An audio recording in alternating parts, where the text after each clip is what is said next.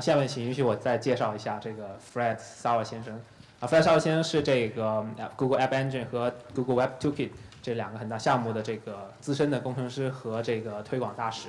那么这个 Fred 也是致力于这个 Java 的这个语言上面的一些工作。那么现在接下来这个应该是接的这上午第一场的讲座的，这个是第3场，是这个 Building Scalable Complex Apps on App Engine， 就是讲这种优化和 scalable 的一些问题。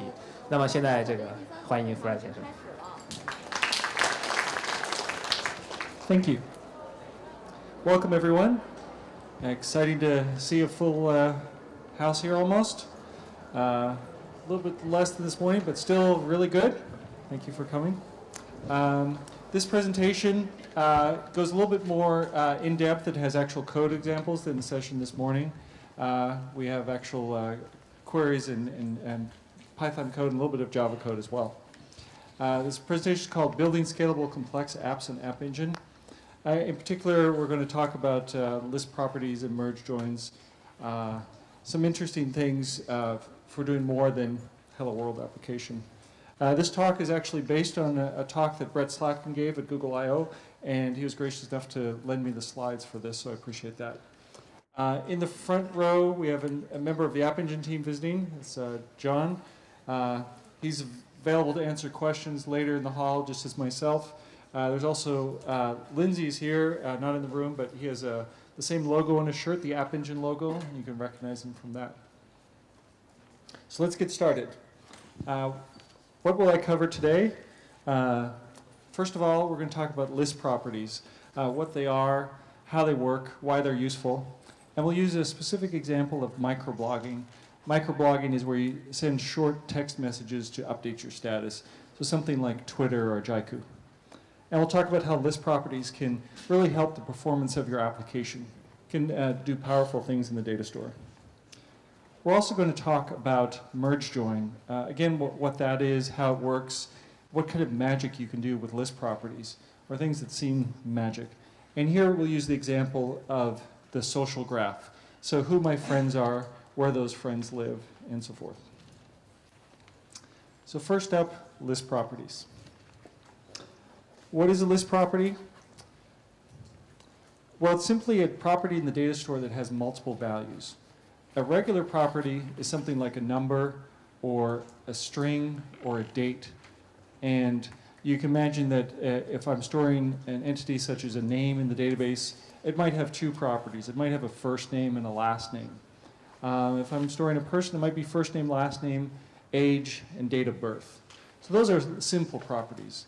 But the data store also supports list properties. This is where I can have multiple values in the database for a single property. And it's really this easy. We define, this is Python, a favorites class. It extends the database model. And we have a username property. This is a simple property, just a string property where we can put some text, my username. Then we define a list property called colors. And see, we're using DB string list property. And then we can assign multiple values to colors. So in this case, red, green, and blue are 3 properties. So what is a list property? It's an ordered list. So red, green, and blue is a different list than blue, green, and red. It's also a list that maintains its order. So when I write this out to the data store as red, green, and blue, it will stay that way. And that's very important. A very interesting property is that any of the values can be queried with an equals filter.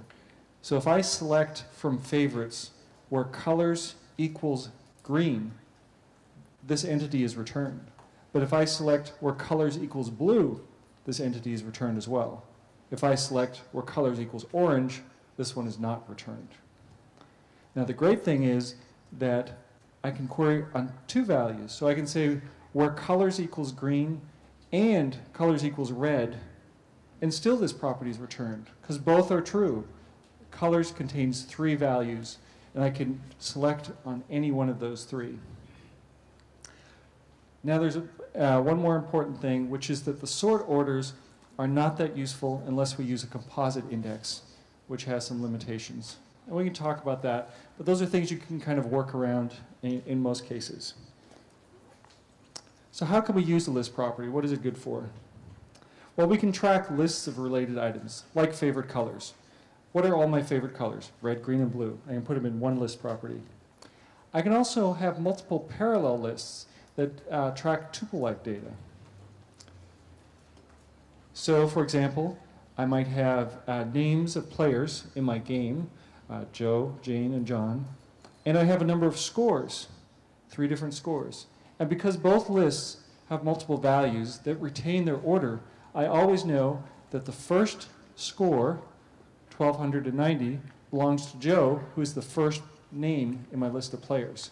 So now I have pairs of data, and I can add a third or a fourth property, and I can have a whole list of things that belong together.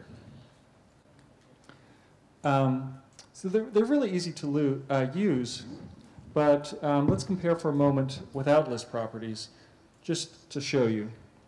This is a regular model, favorite colors. In this case, we don't use list properties. We have a username and a color are the 2 entities.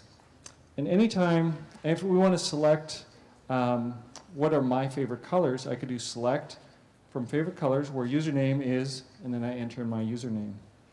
Now, each color of mine is represented by a different entity in the database. So my username and red would be one entry, and then my username in blue would be another entry in the database. My username in green, another entry, 3 entries. This is different from list properties where we just had Fred and then we had red, green, and blue all together. So list properties are good for answering set membership questions like which users like the color yellow. Let's do that. Select from favorites. And remember, this favorites had a username, single property, and then colors, multiple values. I could just say select from favorites where colors equals yellow.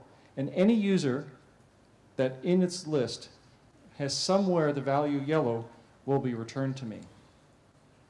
So this is great. And now I can just iterate over the results and grab the username and put them all in a collection. So I have now in users my list of everyone who likes yellow. This is great for fan-out capability. I can search a large amount of data of list properties very quickly. I can find any value of yellow in any user's list of favorite colors across all favorite entities in the data store, which could be very many users. So why use list properties? Why not regular entities? Well, for one thing, we avoid a lot of storage overhead. Each list item only has an index entry. It doesn't have a separate entity value in the database. So that's a savings. There's also, in App Engine, every entity gets a special entry in the by kind index. This is so I can do things like select star from user. But because my list property, my list of colors, is not its own entity, it doesn't have an entry in the by kind index. So I'm saving that space. And there's no key for entities in a one-to-many relationship. Remember, I have the name Fred and then red, green, and yellow. They're just all stored together. There's no separate key. So ultimately, it really saves you a lot of space. And in fact, it's simpler to understand than a normalized schema. In a relational database, you might have 3 tables, one for users, one for colors, and then an intersect table which contains all the users and their favorite colors. And you join them up at runtime. Well, here we just have one set of entities, their users, and their favorite colors are listed right there. There are a few gotchas with lists. Lists by themselves use more CPU for serializing and deserializing entities. And that has to do with the way that App Engine stores data. In a relational database, you probably expect that the individual columns are stored in separate places. And it's easy to select just this column and that column. In App Engine, in the data store, all the values are stored in a single compact, what we call a protocol buffer. It's something like JSON, but a little bit different. And in order to get at any of the values in the entity, you have to deserialize the entire thing. So if you have a large list of values in the list property, all of that has to be deserialized on read or serialized on write. So there is a cost associated, but we have a workaround that I'll talk about later. List properties, the other gotcha is that sort orders only work when querying a single list property. So if I have that example with players and scores, if I can create a combined query that filters on scores and tries to order by player name, I might run into problems with what are called exploding indexes. And what that simply is if I have 3 values for players and 3 values for scores, and I need a composite index, I need to store 3 times 3 is 9 different combinations in the database. Now if I have 10 values and 100 values and 100 values, that adds up very quickly. That's called an explosion of values. So we want to avoid that. And for that you can do in-memory sorting so that you don't need this. So a concrete example, microblogging.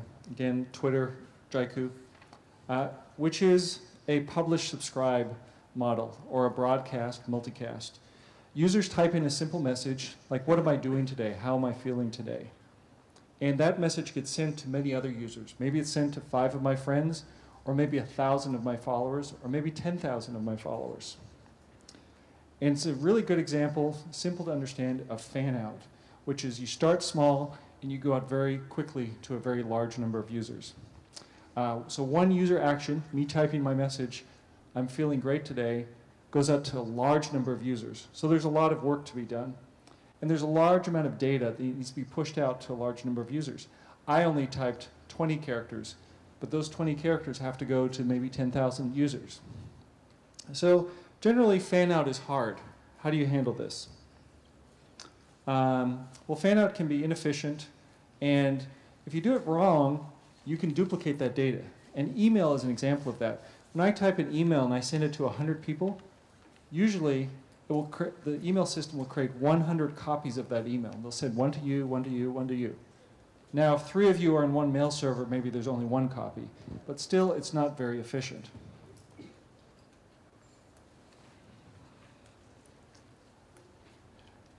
So this is that represented, where we have a single user, they send the message, and we create many, many copies, and we send each copy to each user. More efficiently, we shouldn't duplicate the data. We should only send a reference pointer, and that's represented here. I send a message, and I simply point each of the users to my original message without making a copy. So I save a lot of space. Now, how would we do this in the database world? Well, we'd have a users table with all the different user IDs and names.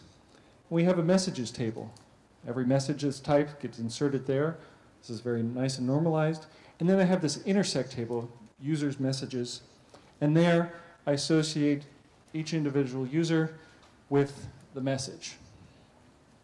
And then at runtime I combine these together to figure out who said what. So how would that look in a SQL statement if we wanted to find all messages for the user forward? Well, we'd select from the messages table. We'd have to do an inner join on the user messages table using the message ID. And then where user ID equals, say, 42. And that would find us all the messages for forward. Now, App Engine doesn't have any joins, or at least it doesn't look like it. So how do we do this? Well, list properties to the rescue.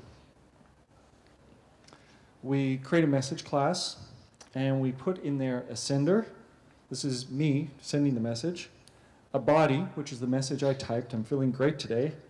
And a list property of receivers. These are all the people that need to receive my message. So I put my 100 friends in there, and that's very easily stored in the database. I get indexes created for every one of those values. So when each one of those 100 users signs on and needs to get their message, they can very quickly find my message through that index. My select statement is very simple. Select star from message, where receivers is me. So when you log in, your web application will issue this query and very quickly find all the messages that were intended for you. And there's no copies. You get the original message. That's it. And that's, in fact, how Jaiku works. Now I want to show you the same thing in Java in case you're a Java programmer instead of a Python programmer. It's a little more verbose because that's the way Java is. We start with a persistence-capable class. This just means that I can persist the class to the database, the message class. I want to create a primary key, and I use an integer value because that's nice and easy. And then I need a sender, a body, and then a collection of receivers, a list of strings in this case. That's it. That's my model class. Now how do I retrieve the results? Well, first I get an instance of the persistence manager. I create a new query object, which is going to query on that message class. And I set the filter receivers equals foo, or whatever your username is. And then I say my results is query.execute, just like that. So list property performance. Let's look at that. In App Engine, because it's a distributed database, index writes can be done in parallel. So we don't have one database server. We have lots of database servers. And so when you write out a list property with 3 different values, those 3 updates will probably go, if you have a large application, to 3 different servers, each serving a different part of the index. If you have 1,000 items, they might go to 500 or 700 or maybe 1,000 different servers, and they can all happen at once. Now you do pay the CPU cost for that. It doesn't come entirely free, but if you look at the wall clock, it can, in fact, can happen very quickly. You have 1,000 index writes, and they're all happening at the same time. One in this server, one in this server, one in that server. So this scales very linearly with the number of items. And the response time scales. And you say, well, why is that? Why does it take longer for 1,000 items to write than 500 if they all happen at the same time? Well, it has to do a little bit with statistics. If I write to one server, it's usually fast if my machines are fast 99% of the time. But if I write to 500 servers, the chances are greater that I might run into one slow machine. Now, if I write to 1,000 machines, I'm twice as likely to run into at least one slow machine. And I'm not done until all 1,000 updates have happened. So the response time might grow a little bit as I add more entries. And I really mean just a little bit, measured in milliseconds, usually. Now, we are limited today to about 5,000 index properties per entity. So if you have 5,000 followers, you know, we can handle you with this example. But let's say you have 10,000 followers. Well, we'll have to do a little background processing for that. Storage cost is about the same. On the RDBMS, in our intersect table, we had to store the user key and the message key. Remember, we had a messages table with each of the IDs and the message, and the users table with the ID and the users, and then the intersect table with the 2 IDs that matched up. So for every message that I sent to someone, I had to store 2 IDs. Now for list properties, the cost is roughly the same. We have to store the list property value, so the receiver's name, and we have to store the entity key. And that's it. So it's pretty comparable. We still have that downside, though, that serialization overhead. If I have 1,000 values and I have to pull them out every time I do a read, that's going to start getting expensive. So we'll deal with that in a little bit. Writes have to package all the list values as well into that protocol buffer. Writes I'm not too worried about because that only happens when I send the message. That just happens once in a while. But reads happen all the time. So I'm a little concerned about the reads and need to work on that.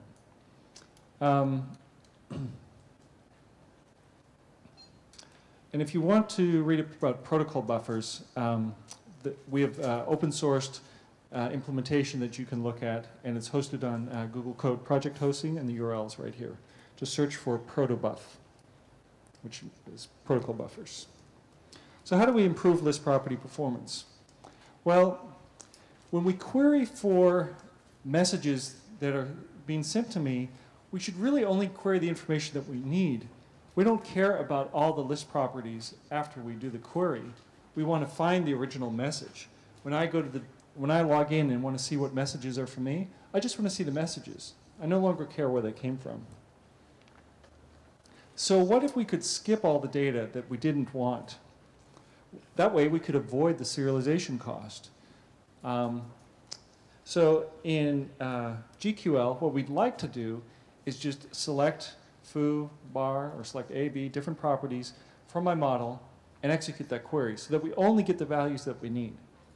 But because the data store uses these protocol buffers with compact serialized form of all my properties, we really only have select star. So we need to work around this. To the rescue, something, I think Brett coined the term, relation index entities. This is something new. It's not really an official name. That's kind of what we're going to call them in this presentation today. And it's going to allow us to work around this protocol buffer and serialization issue. So first what we're going to do is we're going to take our message class. Remember, it had three things in there. It had the receiver, the sender, receivers, sender, and then the body, the text of the message. We're going to break that into two pieces. The message, we're only going to put the things we care about, the sender and the message. And then in the message index, the second bit, we're going to put the relationship that we can query on. So let's do that. Message class, sender, same as before. Body, which is the text that I typed, I'm feeling great today, that's the same. But now we've taken the receivers out, and we're going to put them into this separate model in the message index. And now this is the trick that is going to work for us. And we're in fact going to put both of these in the same entity group so we can do transactions off of them. And we also get this parent-child relationship, which helps us out, makes the query fast. So recall, the message only had the sender and the body in it. And then the message index had a list of receivers. But because it's a child of the message, it implicitly has a key to the parent. If you ever retrieve a message index from the database or know its key, then you can immediately know the key of the parent. And this is just the way the App Engine is built, that keys of child entities include the key of the parent as part of them. The further down you go, the longer the keys get. But you can just chop off the last part of the key, and you get the parent's key. And you chop off another part, and you get the parent of that. This is a great property that's going to help us out. So what we do is we do a thing that we call a key-only query. This is where we don't actually retrieve the entity, the message index entity. We're only going to get the key. Because once we have the key of the child, we chop off the end, and we have the key of the parent. And then we can get the parent, which has all the interesting bits. So we do that. A key-only query looks like this. We use underscore, underscore, key, underscore, underscore. So select key from message index, where receivers equals me. So this doesn't retrieve or deserialize that protocol buffer from the child, because we didn't care about that. It only gives me the keys for those child entities. Well, that's good. So let's take the keys that we retrieved and turn them into the parent entity. In Python, it's just this easy. We iterate over all our results, the indexes, and we call k.parent. And that just gives me the parent key. And there's no round trip involved. It's simply taking the last part of the string and chopping it off, and now I have the parent key. Well, that's great. So I just did a query on the child entity, and now I've created a list which has all the parent keys that I want. Well, that's perfect. So let's fetch all those messages, and we can do it in batch. Remember, we have a distributed data store with many servers. And so if we fetch, say, 50 different entities, we might go to 30 or 50 different database servers that will retrieve portions of the answer and give them to us. So this can happen very quickly in real time. So we just say messages is db.get, and we pass in the list of keys. It will go out, fetch all those keys in parallel, and give them back to me. And this is, in fact, how our data store works under the cover with tricks like this. So what did we create? Well, we have much better performance now. Writes cost about the same as they did before. You know, we're creating 2 entities instead of 1, but it's roughly the same. It's really not that important. But reads just became about 10 times faster by splitting this up. It's because we don't have to do this extra deserialization step. And we get the best of both worlds. We get low storage cost because we're using list properties rather than standalone entities. And we get low CPU costs because we can do this very efficiently. But we can expand upon it further. Remember, we had a parent and a child, and a single child. And you remember that we could store about 1,000 values on the list property. But what if we have more? Well, we simply can create more message indexes. So we have one parent with multiple children, and each child can have 1,000 values in the list property. And each of those 1,000 values will have an index entry. So if we write out, say, 2,500 entities, we'll have 2,500 index entities. Each one of those is for a user that can be used to find the original message. So those 2,500 users can log in and find the message that was intended for them. And in fact, this is, if we can expand it just a little bit further and add indexes in the background. Let's say we have 1 million followers. We're really popular. It doesn't quite work with the parent-child. We can't write out 1 million entities in a single request. But what we can do is store the message and then have a background task which will go through and create those 1 million entries for each of my 1 million followers. And once task queue is released, which is a feature that we're working heavily on, you'll in fact be able to do this, and that's the solution to the 1 million fan-out problem, which is often referred to when people talk about implementing microblogging services. And did you note that we don't need a schema migration? When we just went from one child entity to multiple child entities, nothing in our code had to change on the read side. On the writes, we're creating multiple entities, but on the reads, all the index entities look the same. They all 2,500 entries get the same type of index. They all, when we call k.parent and get the parent key, we get the same parent. It just works. So this is what it looks like. One parent with multiple children, and each child containing, say, 1,000 values. So the second part, we want to talk about merge join and what that is.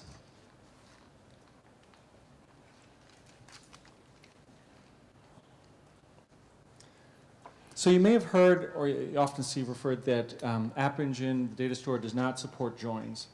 Well, it's actually not totally true. While it's true that we do not support natural joins, inner joins, and outer joins that you might be familiar with, there's one type of join that we do support, which is called merge join. It's a special type of query where you join a table onto itself. And with list properties, we can combine many equality tests. And we can do Venn diagram-like overlaps like this one. We have a set of animals represented in our data store. We have some animals that have spots and some that don't. We have animals that have horns and don't. And we have animals with 4 legs and 2 legs and 6 legs and 8 legs. And what if we want to find all animals that have spots, horns, and 4 legs? Well, cows fit that description. So let's try to find cows.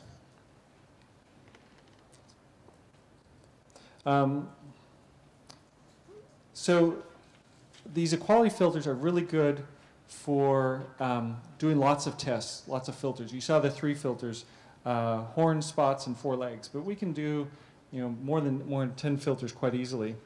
And we don't need to build indexes in advance.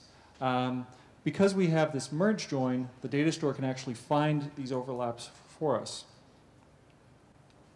And think of another example why you would do this if you're not putting animals in different categories. Something like Gmail, where you have different labels on messages, and you have messages that are read and unread, and ones for different days and months of the year, number of replies, recipients. So you might search for all unread messages with a label fun from last year that have at least 3 replies and 2 recipients. Those are searches that you can do with merge join. So let's start with our model class.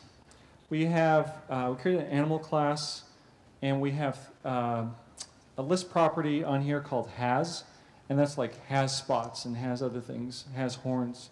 The color and the number of legs, 2, 4, 6, 8. And we can do a simple query. We can say select star from animal, where color equals spots, has equals horns, and legs equals 4. And the data store will return cows very easily, and maybe a few other animals.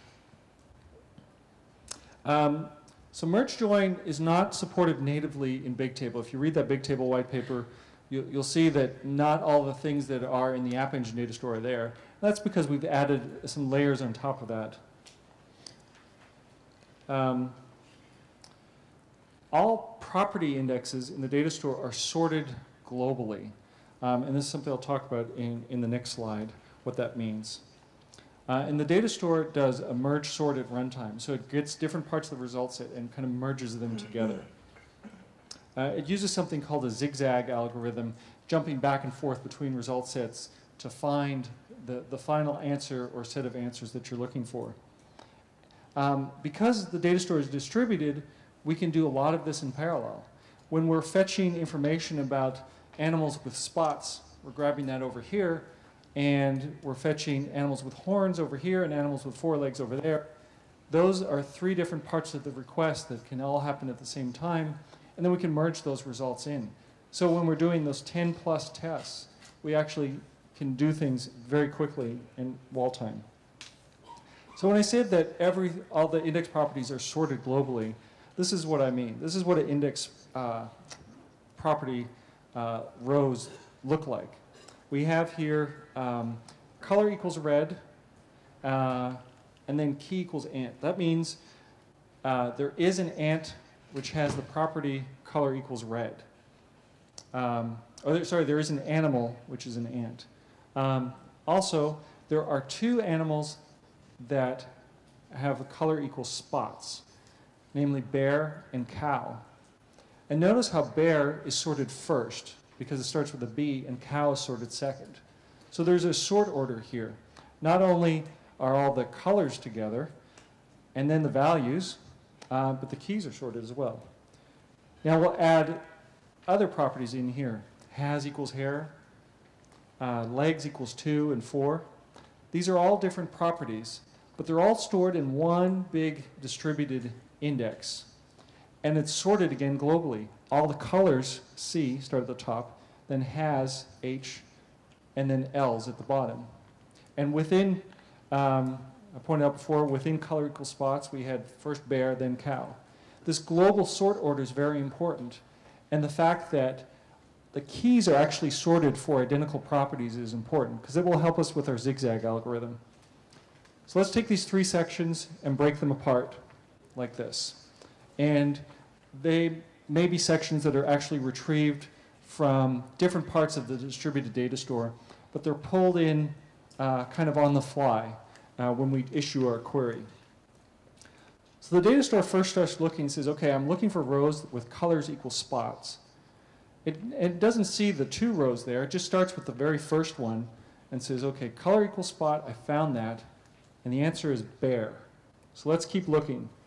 I also have has equals horns, so let me find that. Well, the answer is cow. Okay? So the first key here, bear, comes before cow and is not a match. So I need to step further. So that pointer at the top, number 1, needs to go down and find the next key. And it needs to keep going until it hits cow, or it hits a row later than cow, and then row 2 will go. So let's jump down one more row. Color equals spots. Key equals cow. Oh, we have a match. That's the zig, first part. Okay, so these 2 rows match. So let's go to our third set of results and search for legs equals 4. Okay, we found a row with legs equals 4, but the key is cat. Well, cat becomes before cow, so that's no good. We need to advance the cursor essentially 1 more. So let's take number 3 and go down 1. Great, we found the value cow. That's a match to the other 2 rows. That's the zag. And we have our first row in the result set, where now we have color spots, legs is 4, has equals horns. And we did that by jumping back and forth between the result sets until we had a matching key in all 3 locations. And we could do that because all the values are sorted, including the key portion. So we could increment through them on the different result sets, knowing that if we saw a value higher than 1 in the other area, that we could reliably advance and not lose any valid results. Now I want to take another example, the social graph, which is my friends, where those friends live, my friends of my friends. This is a graph of people. We can again use merge join on list properties to do some special things. We can answer queries about relationships, like, who are my friends? Who are my friends in San Francisco? Which friends do I have in common with Joe in Mountain View? Which friends do I have in common with, that's this example, sorry. And for simplicity, in this example, in the code, we're going to just assume all relationships are 2-way. So if I'm your friend, you're my friend. But it works as well if you have a 1-way relationship, which in mathematical terms is called a directed acyclic graph. Directed means that there's an arrow, so it's not 2-way, it's just 1-way. Acyclic means that if you go around, you don't end up back in the beginning. So it's not a circle, it's a map where I'm your friend and you have 3 friends and it goes out, but the endpoints don't all meet together. So this is an example of this bidirectional friend map. You see there are Bob and Mel live in New York, Stu and Willie live in San Francisco, and Lenny and Carl live in Chicago. And each of the lines represents a friendship relationship. So if we ask, who are the mutual friends of Willie and Carl? Well, the answer is Lenny. If we ask, who are the mutual friends of Bob and Willie in San Francisco? Well, that's Stu. So how would we do this in a relational database? Well, we start off with a person table. We have a user ID and a location, a name. Then we have a friends table. And this friends table is the intersect.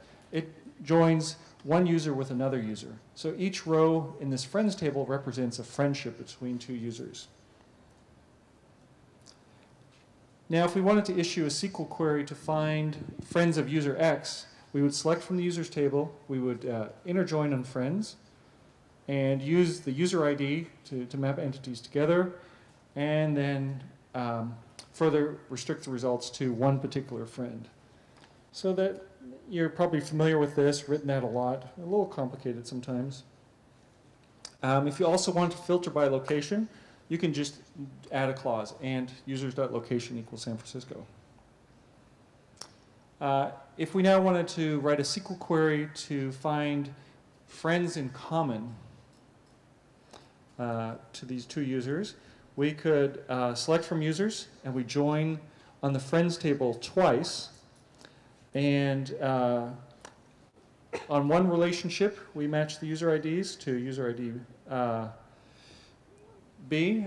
We do the same on the other instance of the friends table. And then we have a clause where user A is X and user on the other table is Y. And then we have to join the 2 users finally in the 2 friends table. That's a lot of work. Now, App Engine doesn't have these types of inner joins, joining one table to another table at runtime. So what we do? Well, we can do self-joins. Let's define our person class. We have a location, which is where this person lives, and we have a list of friends. These are all my friends listed out.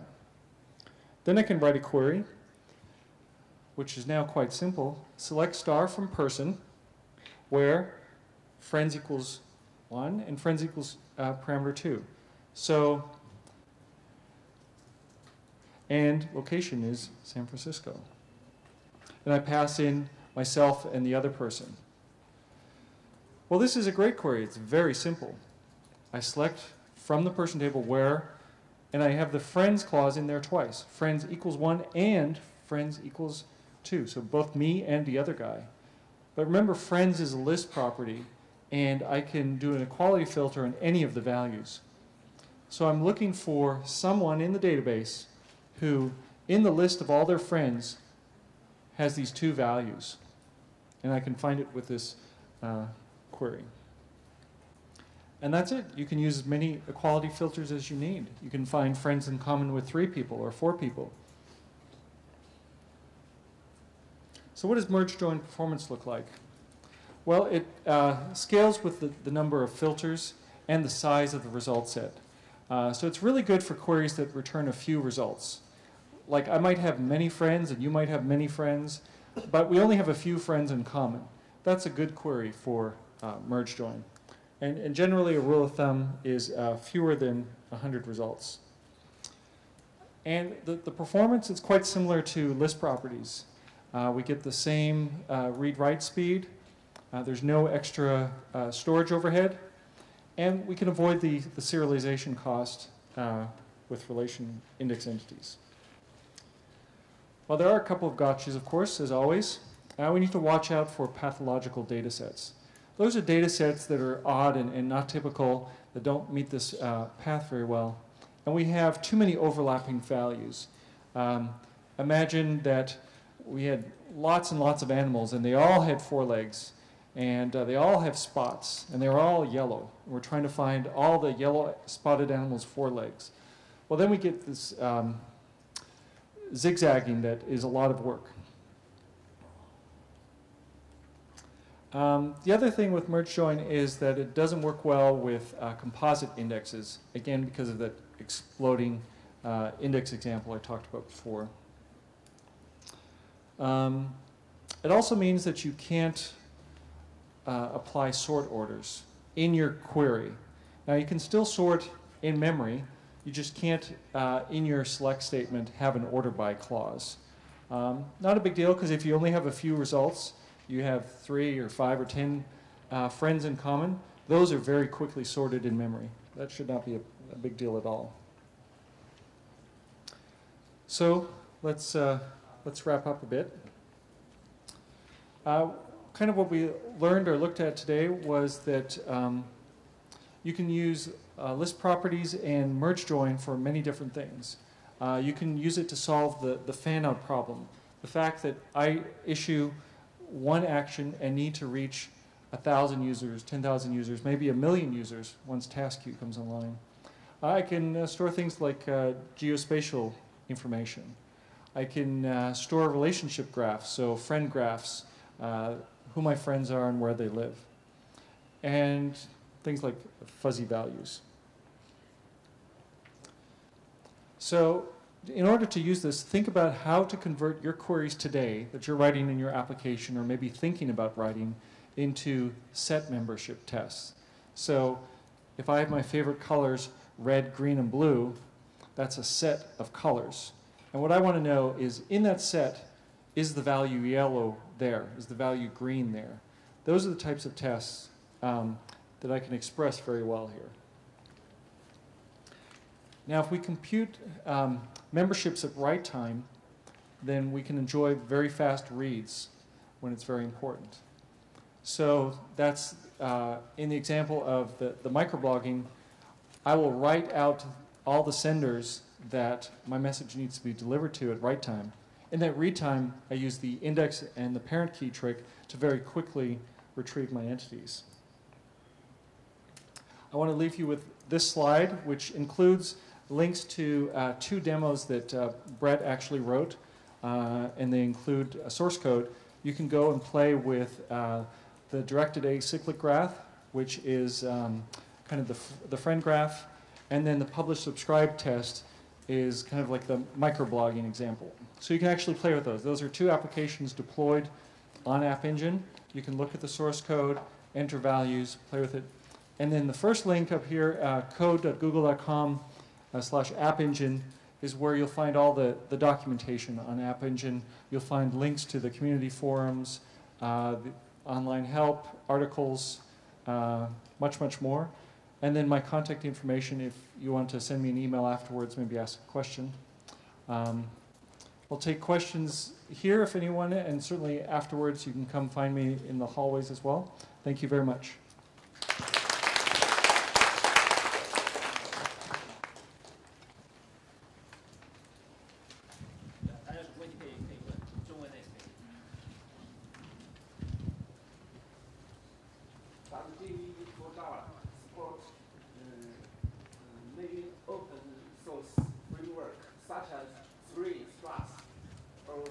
Hibernate. Okay. So Spring, Struts, and Hibernate. I don't know the specific answer for all of those. I know some work well. I can actually bring up the support page for you. Just a moment. This is the site I was looking for. So this lists all the open source frameworks that we're aware of and what their compatibility is with App Engine currently. In some cases, you can pull the latest download and it just works. Other cases, there may be manual patch files that you can run. So this talks about all those frameworks. You can see here, for example, a number of users have gotten struts to work. Let's see, Spring has some examples as well. I know Hibernate does not work today. Instead, you need to use JDO or JPA for persistence. And I can give you this link if you want to come by afterwards. I'll send it to you. Does that help? Okay.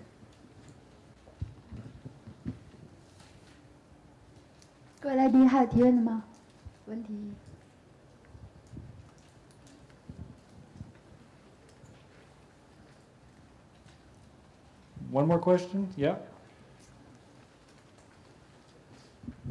Thank you, Frank. I think App Engine changed the philosophy of a database a lot compared to relational database. Do you have a paper or a list of the comparison between these 2 databases? I'm not aware of just an outright comparison. There's a lot of discussion on the forums about how the data stores may be different from a relational database, and often in presentations it comes up. To talk about it generally, I think the App Engine data store is just a different way of looking at persistence. I know many of us, myself included, have come from a relational background where we're very used to MySQL and Postgres and Oracle and DB2, and we've just all grown up with it, and it becomes natural. And sometimes I think we don't even realize what some of the pain points are. So many of the customer sites that I go to that have their own in-house databases, they'll have something running in production, it's running fine, and then occasionally a user running a report will kick off a query and bring down the production database or make it very slow because they're running a very big query. Or a database administrator does an update to a table and locks that table and all users are frozen momentarily. And we've kind of come to expect these things to just be normal. We expect that we'll write queries in development that will work just fine when we have a few hundred rows of test data. Then we deploy to production and we start to get lots of user data, and then our queries are suddenly no longer efficient and our site slows down, and we spend a lot of time optimizing those queries and rewriting them. And then sometimes our normalized database schema doesn't work, and we have to re-architect it a bit. And we create these normalized schemas, and we sometimes don't even remember why. And App Engine takes a very different approach and says that we can't have the query from one user impact the queries for all the other users. That's just not a scalable model. We also can't think about things in terms of one server or a little farm of servers. We really have to, at least at Google, think about scale up to the size of the web, size of all the users on the internet. So millions and billions of rows of things. And so when you plan up front and say, I need to design something that can scale up to 1 billion rows and still perform just as fast, you have to do things a little bit differently. And so we put restrictions on how long queries can run. We kind of restrict the way that you write data to the data store. So we partition it or shard it in advance. So when you're writing your application and it's just you and a few friends, your data is already starting to be distributed across different servers, and it just scales up that way. Because of the way we organize the data, we don't allow inner joins and natural joins and outer joins.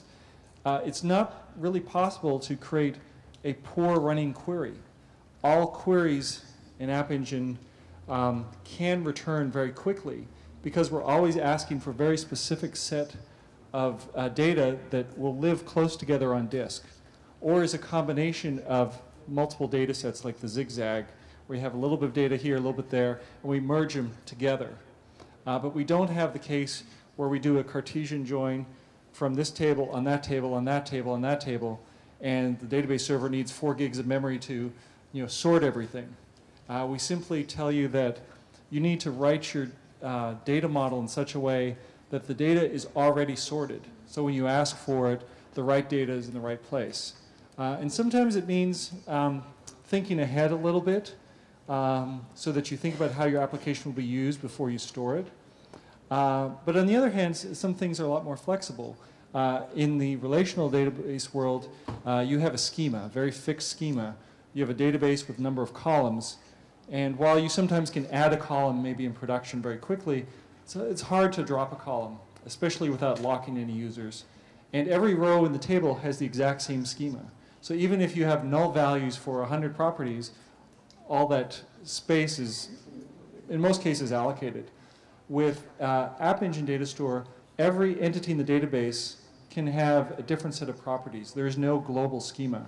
So if I create a user in the database with a first name and a last name, and then I can create another user in the database with a first name and an age.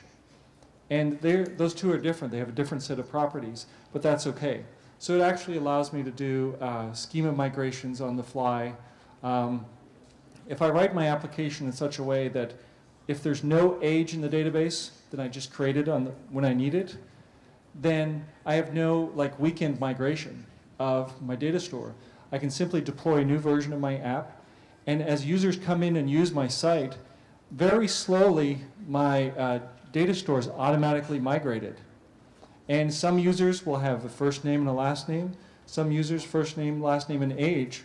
And over time, most users will have that age property, but there are some users that will never get it. But that's okay. I can live with that. Really to answer your question, I think the data store and App Engine, the data store and relational are two different ways about thinking about persistence. And I don't think one is harder, and I don't think one is easier. I think they're just different. What is true is that most of us come from a relational world, and so that feels easier because it's familiar. But I think once you can kind of play around with the App Engine data store a little bit, I think you can start to get very comfortable with it quickly. And while there are some things that I divide two numbers, and I have my total, just like that. Now, you may run into the issue where you didn't think that you wanted the average, and now you have 1 million users, and how do you get that? So there you have to maybe go back and with cron job or task queue, you could go back and maybe compute those things. But everything that we do in the data store that's different from a relational database, we probably have done it because of scalability or developer convenience, where we want to make sure that the platform scales for you at any size, whether you have 1 user, 100 users, 1,000, 10,000 users, 1 million, billion, etc. Sorry for the long answer. Wonderful.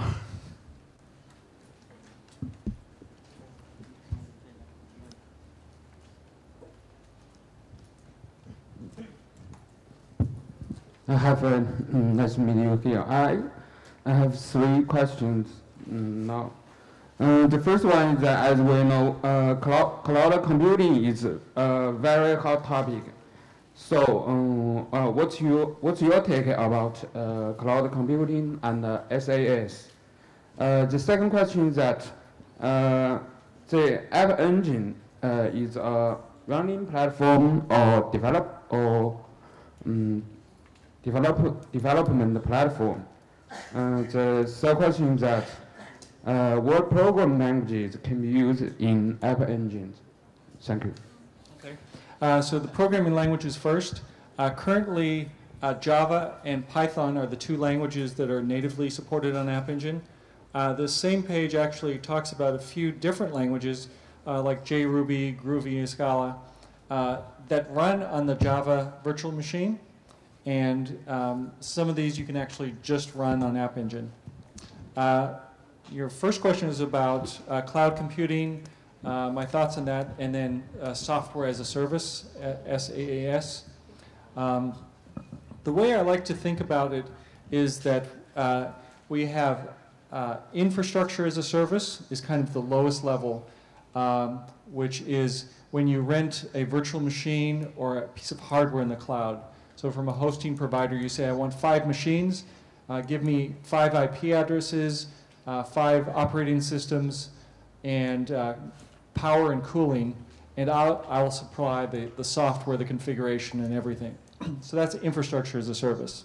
One level above that is platform as a service, which is where I think App Engine lies, which we don't give you raw servers. We actually give you a platform to develop on. You upload your code, and we manage the number of servers and processes, and just make it all work for you. Then on top of that, the highest level, maybe not the highest, but next level is a software as a service. So this is where you've written an application, something like Gmail, something we provide, and as a user you can log in the cloud and use that. So that was infrastructure, platform, and software as a service, with App Engine being the middle tier. What I think about cloud computing is that there's a definite trend that most things, if not everything, is moving towards the cloud. There will always be the case that there's some data that some people want to keep locally or need to keep locally. But I think in general, we're going to be moving away from this model of storing data on my local computer, and instead we'll be storing it in the cloud. You see that with us becoming a lot more mobile and sharing a lot of different devices, that it almost becomes necessary. A number of years ago, if you had 2 laptops or a laptop and a desktop, you sync them up with a network cable or a transfer cable, maybe later a thumb drive or floppy disks. Now we travel around and we visit a coffee shop and we're at a family member's house and a friend's house, and we need to get to our data everywhere. We also have a mobile phone, and we want the same contacts that we entered on our desktop to be available on our phone. And when we want to retrieve them everywhere. And I think naturally we're moving to the cloud, and it's becoming a lot easier to store data in the cloud. Does that answer your question? Thank you. Any more questions? Yeah. 这个时间差不多了，那么我们待会儿大家还有问题的话，可以这个课后再问一下 Fred 先生。那么我们现在就下课吧。